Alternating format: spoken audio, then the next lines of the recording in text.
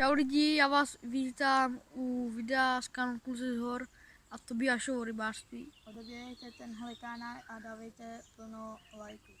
Přesně, a dneska jsme zase na rybách. A běžíce.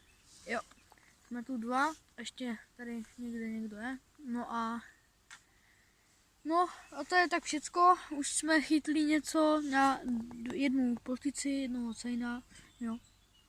Máme tu pruty už nachystány dva. To bych chytal na splávek teď.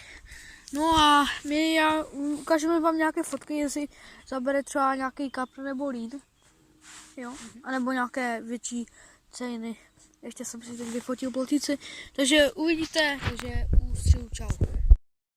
Tak lidi, máme tu rybu. Máme tu rybu a já mám asi taky rybu, ale to je jedno. Hlavně to by má rybu. To nám jde, že jo? Je to plotice. Tady to bych chytil. Už jsme chytli aspoň 20 rybek. Míň? 15? Tak 15. No, já jsem moc nechytil, ale to je jedno. Bych chytá na spláveček, jenom záběry. Můžete se podívat na tuhle jízdu. Já vám to přiblížím. To bude akorát lidi. Já vám ukážu, kde nahazuju. Jo, Peťa? Jo, dějte se jak bere. Dějte se lidi jak bere. Lidi, my teď máme rybu a my jsme tady povolili páčku, jak se tomu říká. No a ona si jede. Jako, Na štíku máme. Máme na štíku. Takže, ne. My ji přitáhneme, ale teď Já nemám čas. nemá čas. Dávám mi to tam, takže uvidíte. Čau.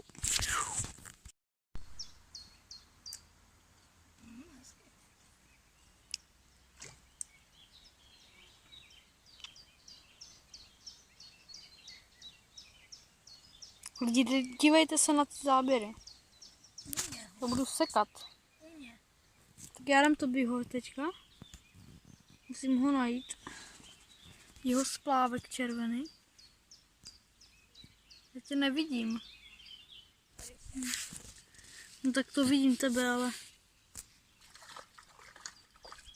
Tobi má rybu, lidi.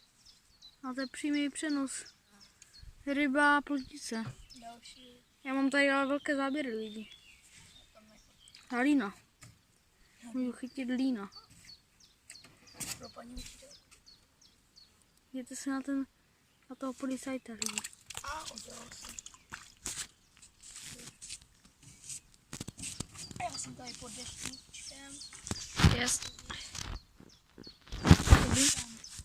Lidi, já to končím, protože já tam budu mít rybu.